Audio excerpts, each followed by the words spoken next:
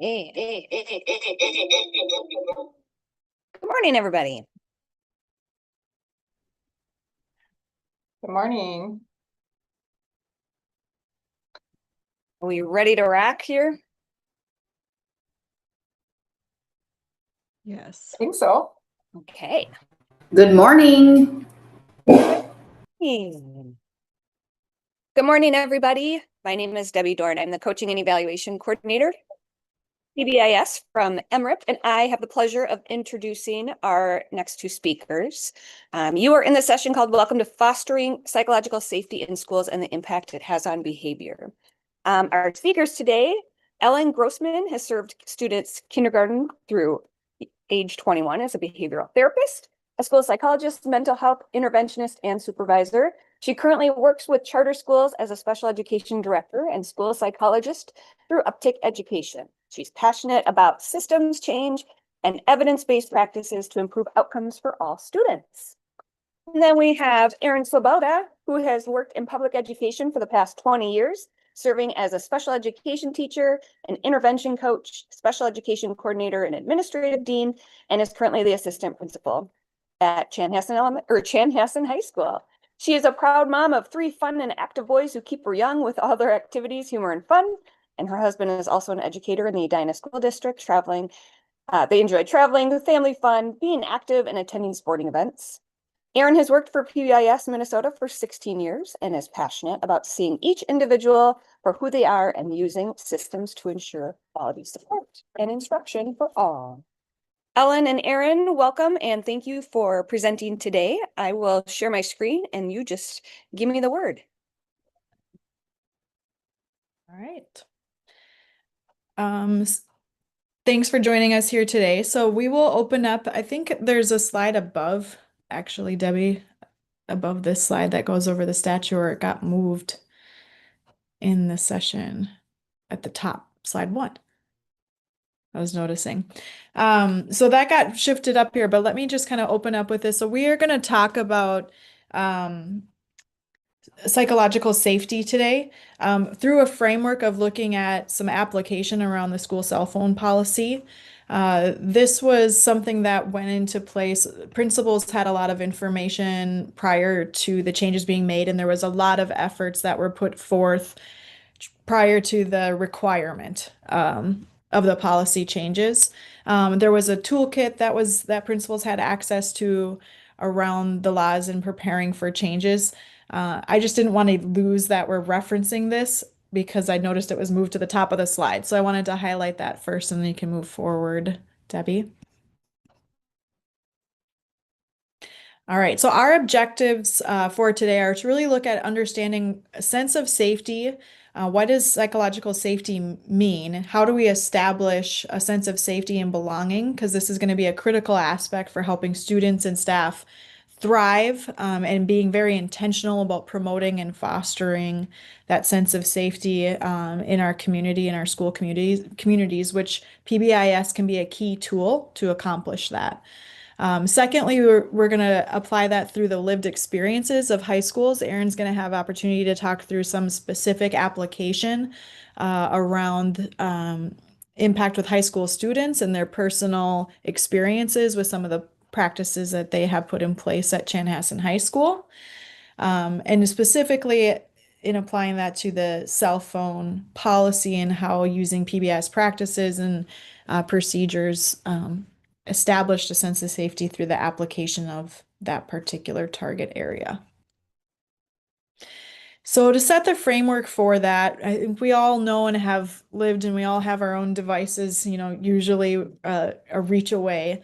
That there, with the frequency of students engaging in social media and cell phone use, that it's very kind of universally evident through research that there's the impact of having a significantly higher risk with mental health impact. So up to 2 times for students that spend more than 3 hours a day engaged with their cell phone can have about double the risk of having some major mental health challenges.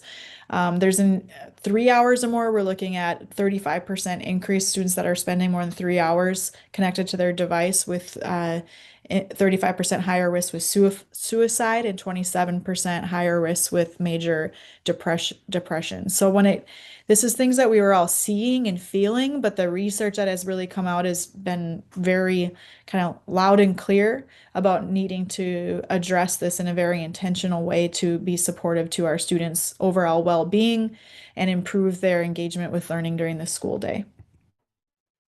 So of course, with all of the things on our plate, we can't always do everything, but this cell phone created a priority both legislatively as well as just from a common sense standpoint of what we are seeing in our schools, to make it a big priority and focus on doing the high priority things well.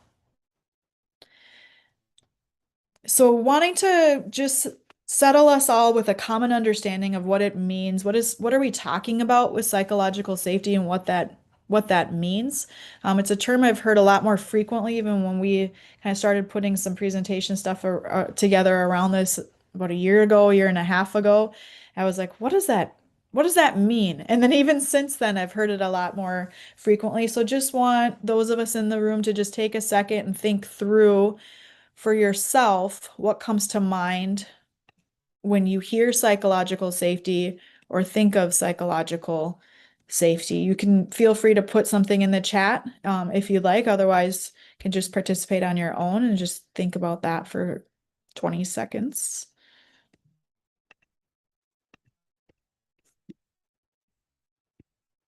And then there may be different applications of definitions to that.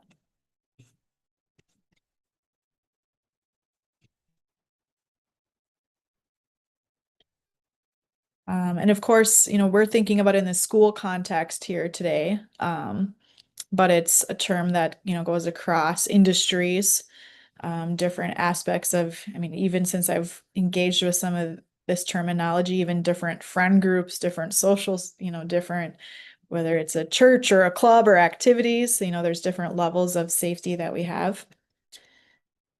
Feeling safe to make mistakes, being able to be who you want to be, ability to thrive and be successful because have the support and feel safe. And as you're thinking through that, Debbie, there's a little video on the next screen that will help introduce common.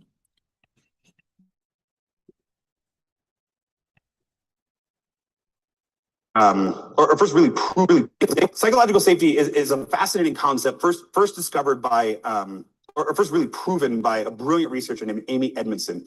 Amy Edmondson was actually studying hospitals and studying nurses and charge nurses as leaders on hospital wards and found something really interesting, which is in the hospital she was studying, all of the best charge nurses, the leaders of the nursing teams, all of the best ones had higher rates of reported accidents than the poor leaders.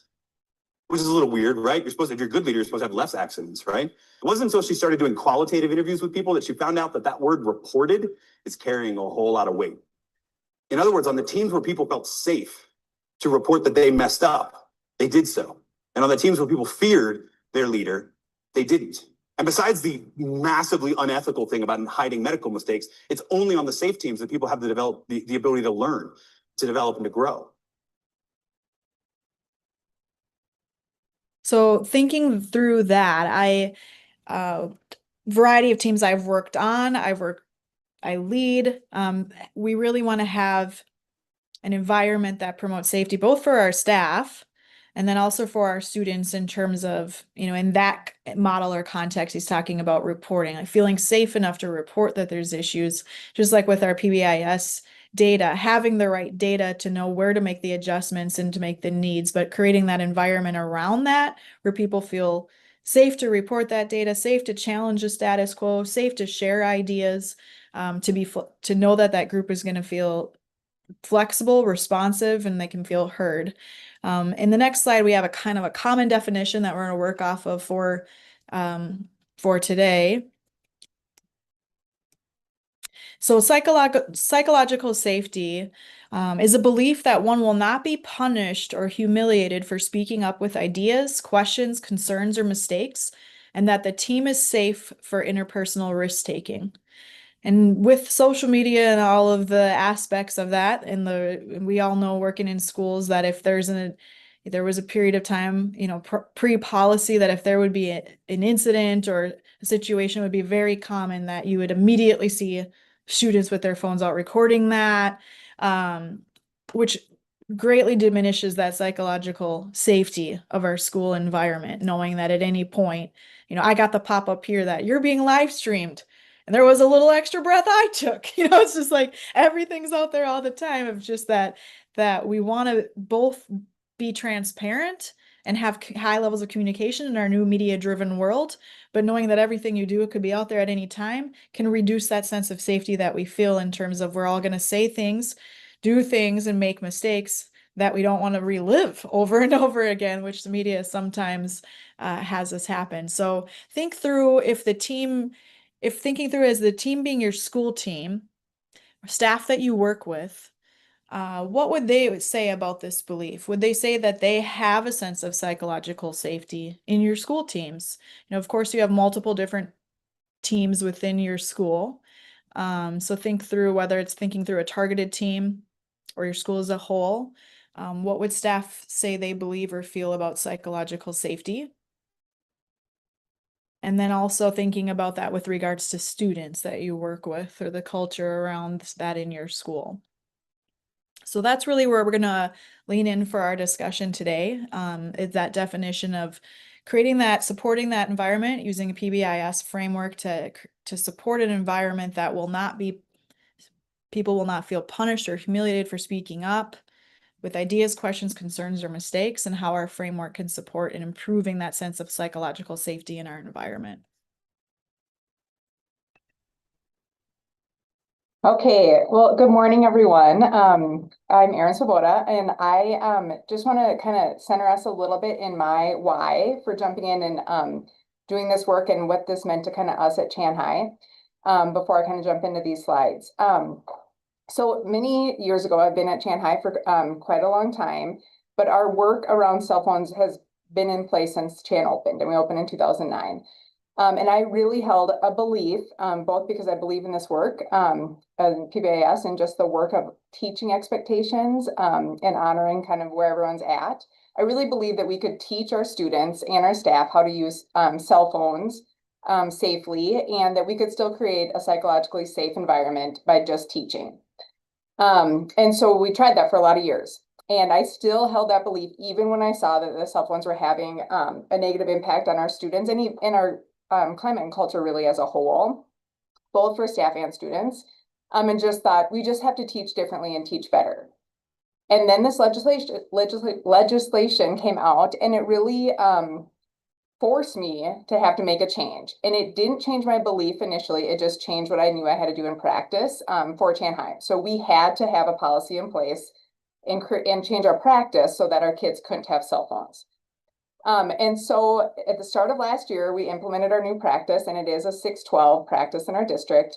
But so there's no cell bell to bell is essentially the practice. We still taught around it. We still taught about, if there was an emergency, how do you ask to be on your cell phone? All those pieces were still in place. But our students could not have their cell phone bell to bell. They could only have it when they were passing or during lunchtime. And I thought, this is not going to work. I mean, I enjoy that we could have the whole, all of us on the same page doing the same practice, but thought we had kind of done this. Previous to that, they couldn't just have their cell phones anytime. We did something called focused learning time. And so when it was focused learning time, very PBIS friendly language, they could not have their cell phone. And then when we flipped our little chart, they could maybe use it as like to listen to music or check something if they wanted to. And it was maybe 5 to 10 minutes of a class period. So in my head, I was still thinking it wasn't having this great big impact. So we did that in the fall, and by probably 2 weeks in, by like September 15th, when we were in full implementation, and all of us were doing the same thing, you could just see a difference in the climate and culture and in just the eyes of each other. We were looking at each other more, we were engaging more. It was work. It was work for our staff to do this for our students, but it was work for us as staff to because we had to be really cognizant of it too. We couldn't be looking at our phones. And then the health that comes from that and the awareness of being able to live in the moments, was huge. And so previous to us implementing this, I can wholeheartedly say we weren't creating a psychologically safe environment for anyone. We were just so deep in it that it was hard to like see through that. So I am like really grateful and humbled to be able to say I was wrong. I was wrong, and this is work that needed to happen. And we just needed to walk it out in a way that was both felt supportive and felt clear. So I'm gonna spend a little bit of time just talking about like the adult actions that need to happen in order to create this environment. And then I'm gonna share some of Chan's stories. So you have all those resources to use, even just as a like starting point or just as a reference point. Okay, you can go ahead, Debbie. So just like with anything with PBIS, who we're focusing on, like our why is our kids, but our action is for the adults. So this isn't about changing kids, just like anything else isn't, but it really is about changing the environment. And just remembering that concept of we change student behavior by changing adult behavior. And so like if you frame like your mind around that piece, then we can kind of get into the next pieces. But this is really like a look at us and what are the adults doing, both from what are we constructing, like what is the environment we're constructing and what are the parameters, but also what are we doing? Like, so what is our own action? Because our action and like how we monitor, how we react, but also what we do is really what the kids will do. So just have that frame of mind. So then when we think about just the principles and values of PBIS as a whole, so the work that we're all doing, it really is these three pieces kind of coming together. And I consider that PBIS piece in the middle kind of the art of education and kind of the heart of it. Like this is why we went into all this. But we need the science, the practices at work, we need the vision and the values to all come together in order for us to be able to do that work and do it well. If any of those pieces are missing, it just isn't a complete picture. And I would say the science of it, like the practices at work, which really was, we had to just remove the cell phones, was what we didn't have. So when we kept being like, gosh, and then this isn't working, and this, like isn't working as well as we want. It was okay. And it was okay, but it was not great. And we're at such a better place than we were a year ago. And so then when you just look at like, what do we need to feel psychologically safe? We've seen this pyramid before. Many times, I'm sure all of us have. But I really like this one because that to get to that self-actualization component, you really have to like start with that psychological need, which we all know. But that sense of like belonging and esteem really only comes from having those parameters in place and having this like positive environment that promotes success and has ways that we are going to help people get to that point. And that when we continue to reference it just from the use of cell phones, what we saw was people that like the sense of belonging is what's really lacking. One of the major things when everyone's on their cell phone. So then what you're doing is constantly trying to get that sense of belonging. And it's from a like social media standpoint. So it's not from like what's happening in front of you. That is taking a secondary stance next to like what's happening in my social media world. And so then our kids, and then the like trauma that's coming from that, or the just like sadness or anxiousness or happiness is all based on this device that's in their hand and not what's in front of them. So learning is definitely taking a secondary path to like what's happening social emotionally because the psychological needs and safety and belonging aren't being met. So that we're not getting to a spot that learning can happen. And we know that piece, but we use that slide quite a bit. No, you're good. Go ahead. So here's strategies to help engage that brain learning.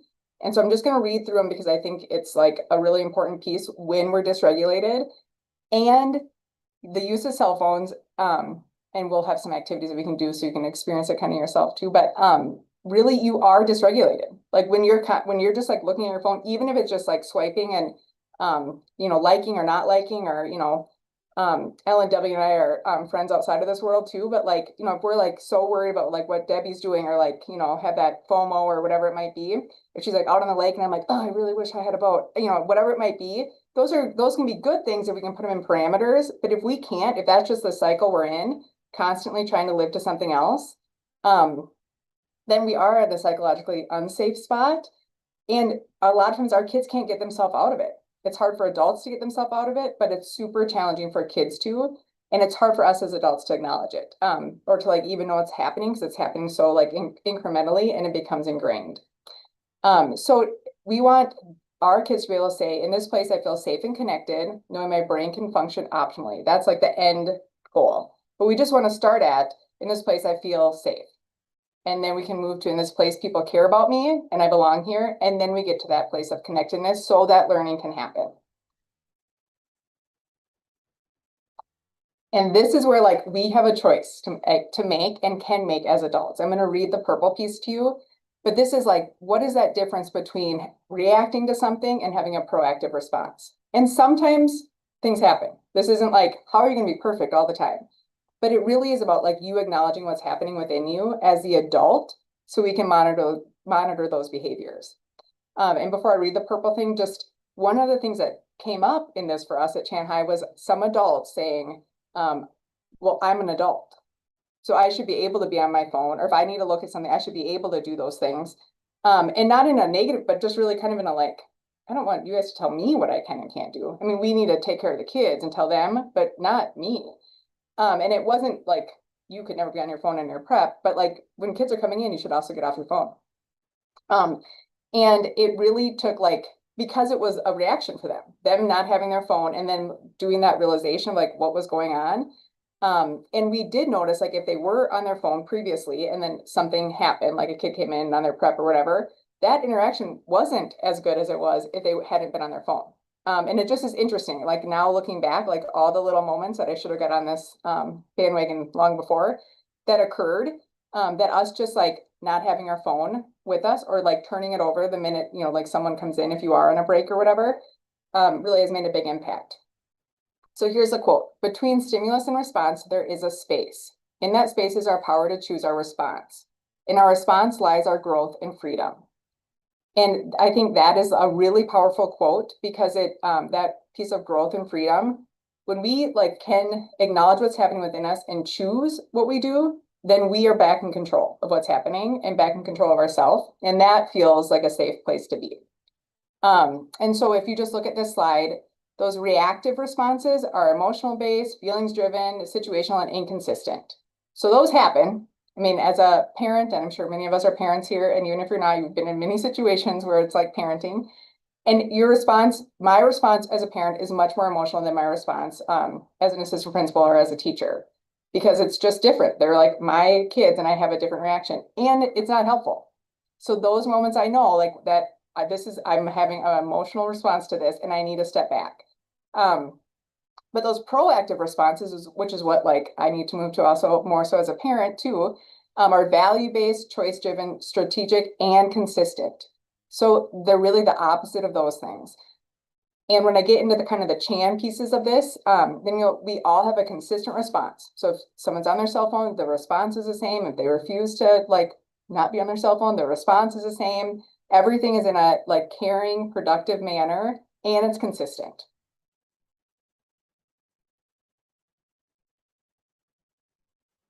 Okay, so this really is where we're at today. So this is like how this all kind of comes together from a psychological safety standpoint and how we're linking that to cell phones and the impact of those, and us taking kind of that toolbox that was on that first slide that came out for how we can like get to a better spot with cell phones and what the expectations are from a state perspective. So where that all kind of comes together. And I'm going to read this out loud to you, and then we'll kind of get into our next step, and then we'll get into the work of Chan. So everything boils down to the interaction between the person and their environment. A student's behavior and performance in school is a byproduct of what the student brings to school. Mindsets, motivation, skills, all those pieces, and the degree to which the school environment provides support that is consistent with what the student is bringing to school. So those pieces are really critical. I just want to highlight, because as we get into the Chan part, I don't know how much time I'll have to like highlight those components, but when we created what this means for us at Chan High and as Eastern Carver County as a district, it was really important that we never lost sight of who we're doing this for. We're doing this for our students. So we're not just like taking the phone and then thinking, well, now that's done. We really are like, that's going to be a hard thing. And we're all humans. So there's going to be things that sometimes they might need their phone. Maybe mom's sick at home, or, like there's something coming up. And so how do you appropriately advocate when you need it? And how do you know that you need it and don't just want it? So there was that work. And it, even by October, it was very rare that a student needed their phone. Like, and it became then they could like go through the lens of like, do I really need to make this call? And then those were phone calls, which also is something that doesn't happen as often. But you're on the phone with someone having that conversation, and we can still take care of all those things and do it in a way that really makes sense for kids. Okay.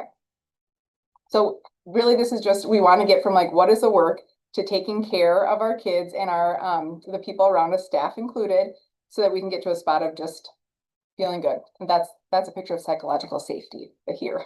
That's what it looks like. All right. So for the next few minutes, I want to just acknowledge that there is, of course, there's precondition barriers to any implementation, and talk through those and just draw the parallels to the PBIS structures, systems, and supports that can help and get ahead of some of those barriers and how you're going to work through them and provide a framework of working through them. Then we're going to move deeper back into Chan High in terms of application with that.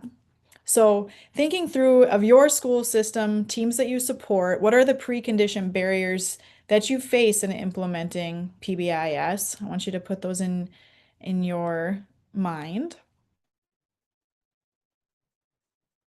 And then moving ahead to that next area, with regards to schools prioritizing the delivery, if you advance, Debbie. So thinking of those barriers, we really want to prioritize the delivery of the core practices in PBIS. So like Erin was talking about, of course, you're going to have certain belief systems or an application of cell phones. Really, there's like a dopamine addiction happening. Like there's a lot going on of rewiring your belief systems. So it's good to redirect you to this framework of the PBIS framework and how you're going to work through those barriers. So as folks that have gone through PBIS cohort, PBIS training, we know we're going to try to draw that attention back to like, what are those common expectations of the why? So bringing it back to the big picture of student outcome, student focus, not focusing on the adult needs, but the student needs in order to do the adult work that has to be adjusted for those practices. So we want to have those clear common expectations. We want to have that psychological safety, which leads to that safe, predictable, consistent environment. In order to do that, we need to have clear outlined expectations to teach to. We're going to be explicit, proactive, teach those expectations around social emotional behavior competencies that we as adults need to be agreeing to, providing that feedback, that belonging, that relationship development, providing that feedback in a positive way. We want to maintain our 5-to-1 ratio. We've done all the pre-work to lead up to that. And then, of course, the responsive of when we do need to provide correction, how we're doing that in a way that's restorative and that's supporting our overarching goals of providing that safe, consistent environment. So that framework, even through the application of, okay, we have to implement changes with our cell phone policy, is still interconnected to the PBIS framework. And we're not siloing like, okay, now we have to have the cell phone policy, and what does that look like? Building that into the framework of what you do from a social emotional PBIS standpoint, it's just adjusting or tweaking to target that. And so moving forward to the next piece, you have your matrices in place in terms of your 3 to 5 common expectations, what that looks like in different environments, the teach to tools, the feedback systems, and making sure as you're implementing something such as adjusting to cell phone changes, that you're considering a review of your tools, your matrix, your feedback systems to really align the target to the teaching to that. I imagine, Erin, maybe you had some changes to your matrix or to your feedback systems as you were rolling some of this out. So building that in. So I think sometimes we slip into losing the connection between our framework system that's in place when we're implementing something new. So just a reminder that as you're layering in this application, the cell phones, of adjusting the matrix, adjusting the positive support ticket system, our data systems, to be reflective of that. So it's not a new thing, it's just folding into our framework and our systems that already exist. The next piece on here is more of a tool that sometimes when we do this presentation in a longer format, we would dive a little bit deeper into the classroom handout resources. We have it linked in here for your future reference. You can see a snapshot there on the right-hand side. This is a tool for you to think through. This breaks through the practices around your physical environment, your established rules and routines, encouraging teaching expected behavior, and how those different practices promote psychological safety. So as you're thinking about enhancing psychological safety through those core practices in your school, this is a good reflective tool. As you're approaching workshop week, if there's teams that want to work through, this is a good ready-go tool for you to think through. Is there adjustments in those different practices that you could make and or draw connections to enhance psychological safety in your school? Wanted to lead you with some resources as well. And then along with that fidelity of implementation, as you're implementing new practices, of course, you want to have, I heard Erin reference multiple times, just things that by October, I heard you say, there was already some data evidence around, whether it was through walkthrough things that you're seeing, quality of interactions, data around use, reporting, new practices, that where's that drift that's going to happen as we all get very busy and keeping a number of adults on the same page while they're also adjusting their own practices to cell phone use. So what is the data that we're going to proactively collect around that? And we could use our typical PBIS data, but there may be some elements of revision that need to occur as you're implementing new practices. So walkthrough data, our coaching data, utilizing your PLC and existing structures so that we're layering in changes and not adding to the plates, but instead layering and tweaking things that we're already reviewing and doing. And then of course that bigger data around school climate, your referral data, attendance, and what is the impact of a major practice change on that, so that you can really step back and celebrate the wins for the next time there has to be a big practice change in terms of how you implemented that and are prepared for the next time. And then lastly, before we dive deeper into Chan High, wanting to draw on the next slide attention to the aspect of equity. So when we're looking at our data, our systems, and our practices, all students having access to that daily experience that is delivered consistently through those consistent practices provides a good equity lens of how we're approaching our school community and building psychological safety from an equity lens as well.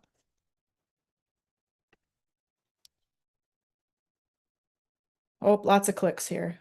Comes up piece at a time. So wanted to make sure that we leave a good 15 minutes to really dive into application at Chan High and putting all the pieces together. I know many of us as practitioners love to hear, like, well, how did this really go? And how do we get from theory to practice? So we're going to dive into cell phones in your daily life, the journey at Chan High on the next slides.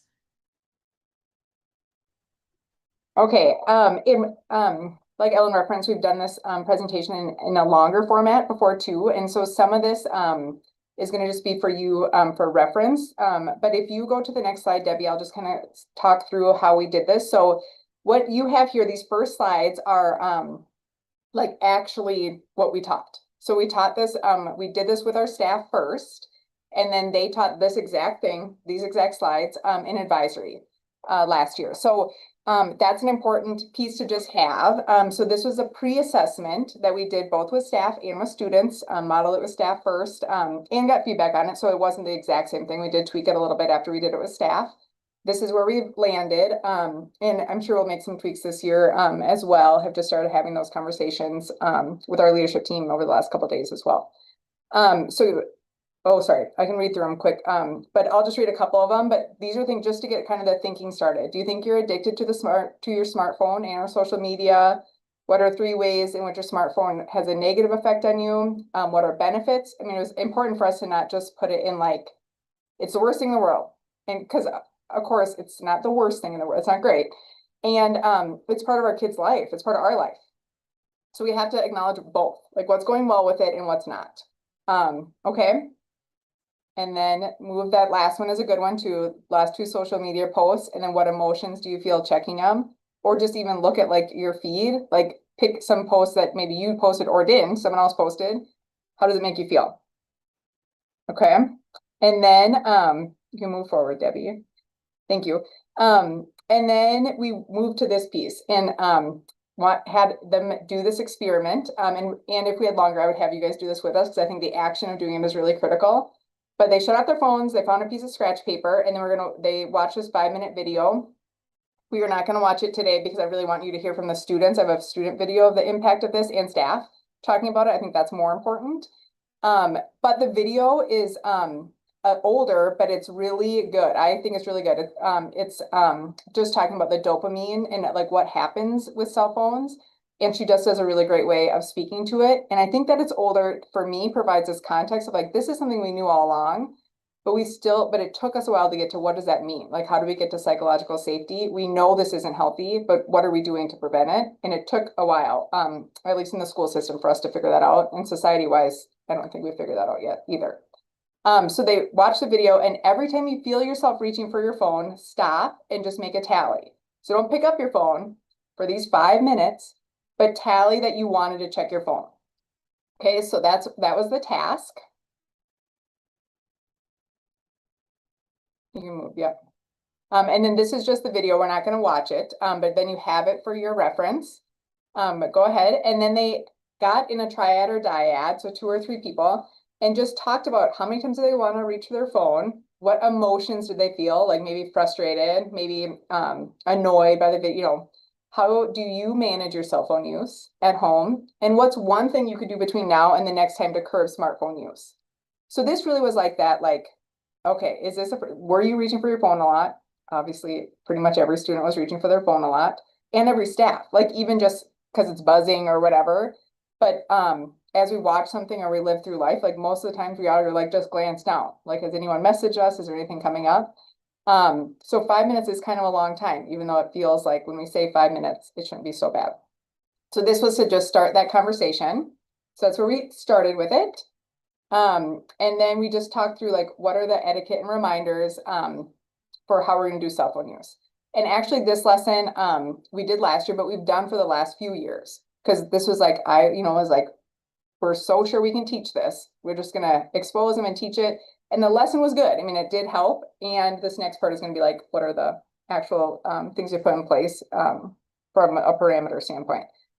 So then we just talked through these pieces, like how to keep your cell phone use in check, tips to manage it. And then they could turn their phones back on. Please try to bring one thing next hour to manage cell phone use. So this was like what we did for probably the last 5 years, taught it like this. Still did this last year and then added in this next piece, which wasn't there before. Okay, and then you can move to the next piece. So always tied it back to pride. So we use pride as our acronym. So we're prepared and respectful while demonstrating integrity, dependability, and excellence. So that's our acronym, has been for probably 2 decades. Okay, so then, and you can just click through these and I can read them out. So their first activity was to just reflect and do a journal, kind of think, pair, share. So think about the time you were super engaged in something, what was going on, what was the activity, did you have your cell phone or not during the time, why or why not? And then share that with a partner. So just thinking through like, when do I feel like most in the moment? And do I have my phone with me in those moments? Okay, then we talked about what is focused learning time, time for concentrating on academic instruction and engagement within the classroom community. So, and then we put decreased distractions equals increased success. So we're setting up the framework for what's coming up.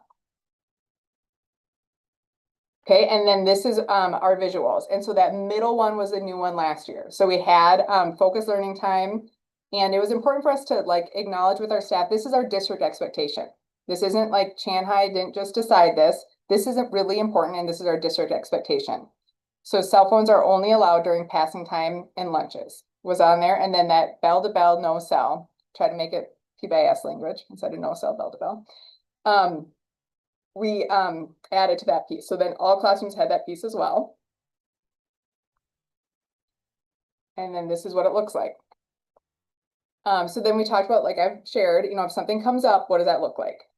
Practice responsible use of your cell phone by communicating with your teacher if these situations come up. So we talked about life happens, what are those situations? And then here's the actual protocol. So for us, and we'll probably do the same thing this year, but we're just gonna do the first couple days, not the first week, I believe. So first week, teachers will warn students and reteach expectations. Phones will not be taken. Deans will have individual conversations with students if the cell phone continues to be an issue. But we did have teachers say like this, we would be taking your phone now. So then this is what happened. And we started this the second week. I think we're gonna start at the second or third day of school this year.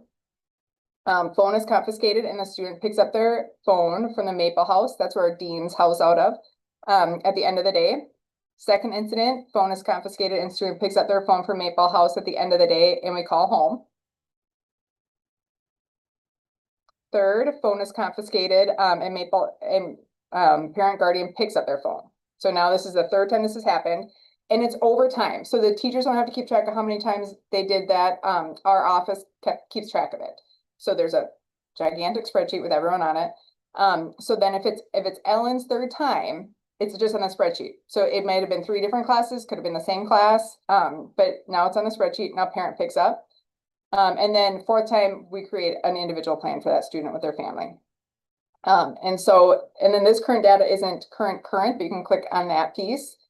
So we were at 83 referrals, but the bottom piece is what's so important. 5 are at intervention 4, 4 at intervention 3, so that third incident, and 3 at intervention 2. And 3 of those students were the same students, meaning after the first time, it got better. I mean, students were able to adjust and have that conversation. And we're a school of about 1,400 students. So 283 referrals also is pretty dang good. So, so that was our current data. And I think that is probably from January of last year. So we probably had, ended with 400. I can get that for you, but it was a really good, this just went really well. And it decreased over time. So you'd have a bunch of the one and then it still decreased. So the process was working, which is part of our fidelity checks as well. I see the question, how do phones get to the office? We use student supervisors. So a teacher would just call and 3700, our deans wear shirts that say 3700 on them. They don't wear them every day, but sometimes. And they just call 3700 and then a radio call goes out that a phone needs to get picked up. And our student supervisors just go and pick it up. And so, and it's not, and the teacher doesn't need to take it. The student knows the teacher has to have that interaction with the student. And then they just come pick it up. And if there is a resistance to picking it up, the student supervisor just call the deans or one of us and we go have the conversation. Okay, and then we just talked to cell phone use outside of the classroom. Phone should not be used when outside of the classroom. So this was if they're going on a bathroom break, and just to clear that piece up, we still, if you're bell to bell, we're not doing cells. Okay, so that was kind of our, how we taught it. We did both those things with staff and then both those things with students and rolled it all out. And then this is the staff and student reaction. So this video is about 7 minutes. So it will take us kind of to the end of our time and we'll wrap up real quickly at the end.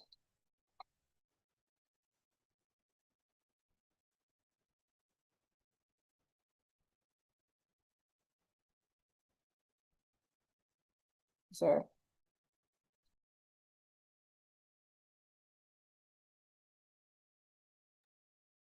You're muted, Debbie, or we can't hear it. Yeah, we can't hear it. This is Tamara. Would you be willing to also turn the captions on if possible? If not, then we can ask our captioner to include that in the captions. How about now?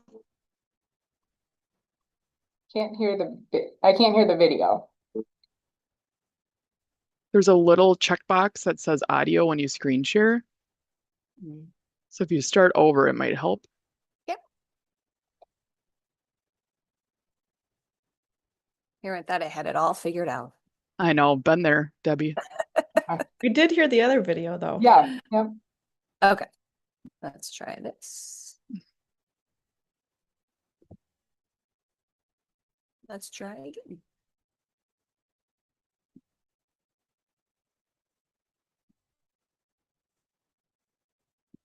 How about now? One expectation is now being on your phone from the start of class to the end of the hour. So when students are walking into class, when the bell rings, they have to put their cell phones away for the duration of the class.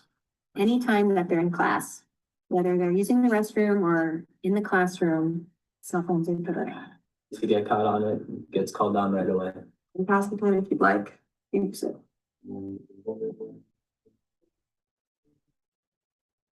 I love it. Love it, love it, love it. I feel like it's harsh, but at the same time smart. I believe it has its positives and its negatives. I love the opportunity that it presents to help students be engaged in learning and help teachers create rich classroom experiences that benefit all kids. For me personally, I like them because I think that it helps take away the distraction. I'm really happy about them. I think it's been a great change, the classroom culture. Well, I know it betters me, but obviously I'm gonna be against it knowing I'm active on social media a lot. I absolutely love it. I think it's the best thing we've done in years. For some of my classes, there is a dramatic difference in the attention being paid during lessons. Helps you like talk with classmates more and not be on your phone, and you like learn more and like and social learning. Student engagement has gone up, the questions about the content have gone up, and I see the students actually feeling better about themselves. Definitely been more focused when the teacher's talking, so I'll know what like the subject is, and I'll be on top of all that instead of being distracted with my phone. And not that distraction where the buzz, oh, I gotta see who texted me or whatever. So they're focusing on listening to me teach. They're focusing on doing their homework. More people pay attention and aren't like as distracted. So more focuses on the teacher, and it allows like the school and classroom environment to just be like specifically based for the work they were given.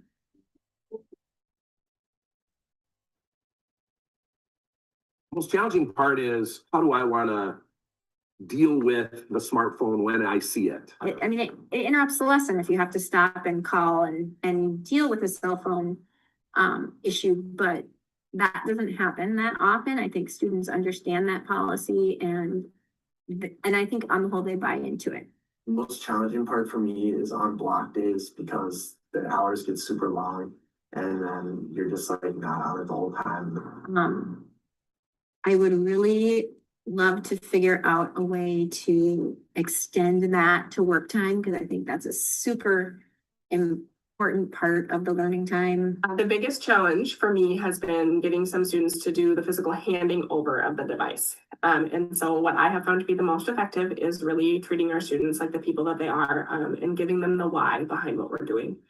Keeping it out of sight, because if I see it on my desk, I want to be like, oh, what's that notification? What's that buzzing? For me, it breaks my heart, and tell them that. I'm like, I don't want to take this away. I feel bad when I call them on it, but I haven't had to do it very often. I don't even think I need my 2 hands for the whole year that I've had to call on kids.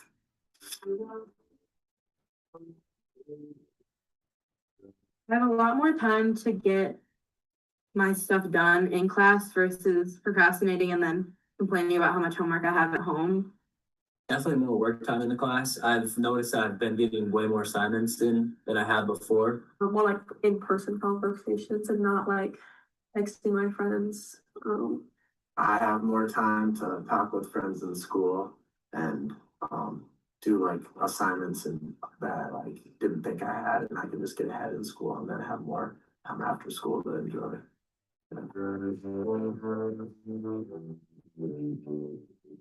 It's almost like my classroom has gone back 20 years, and which is wonderful, because the questions, you can just close your eyes and just hear students asking other students. I think it does make kids more engaged with learning the content. I think kids are more relaxed and feel kind of in a way safer in here. It makes everyone talk more and stuff like that. I think it's changed the classroom culture by allowing students to interact with each other more. And for like time where we're not doing work, instead of being on our phones, we like socialize with each other, and like it helps to make new connections and new friends. A lot more collaboration. There's a lot more time on task with assignments and activities. Students are engaging themselves in more questioning. Just more people focused on their work and instead of focused on their phone. I think that it has not only benefited classroom culture, but also building culture. We work in a building now where colleagues feel comfortable to help hold each other accountable to the greater good. And we work in a building where students feel connected to each other, connected to their teacher, and more engaged and present in their learning than ever.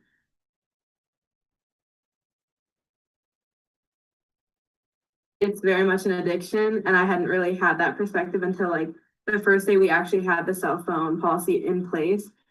Yeah, 100%. It's kind of made me realize that like before the policy, I was like on my phone way too much. For me, it's hard, but it's good as well. You know, I mean, years ago we lived without phones, so it's kind of gets you back to that. I started taking less time on my phone, like even when I'm not at school, just because it's not the best for your health. And I feel like since we started this policy, like more teachers have been like teaching about some of the negatives of like overall a lot of phone usage. Yeah, it definitely has, because it like kind of shows how much addicted you are to it when like teachers are telling you to put it away constantly. So yeah, it's definitely made me think about my cell phone use. This has definitely made me think differently about my own phone use.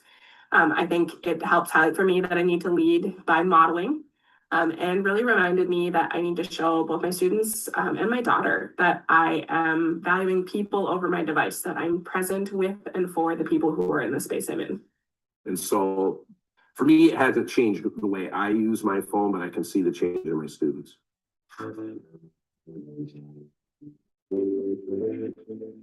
And she said, she asked him, well, what's the difference? How come you're doing so much better? And I was hoping he was going to say, because Mrs. Engel is so fabulous. But the answer was, I can't be on my phone, so I might as well do my homework. And I mean, that's just a really good example of a kid who that phone was interfering with his learning. And now he's doing a really, really good job and continues to do so. All this to say, we're changing the game. We're shaping a culture of learners who feel connected to each other and connected to their teachers. We're putting students at the center, and we can't wait to see where this takes us.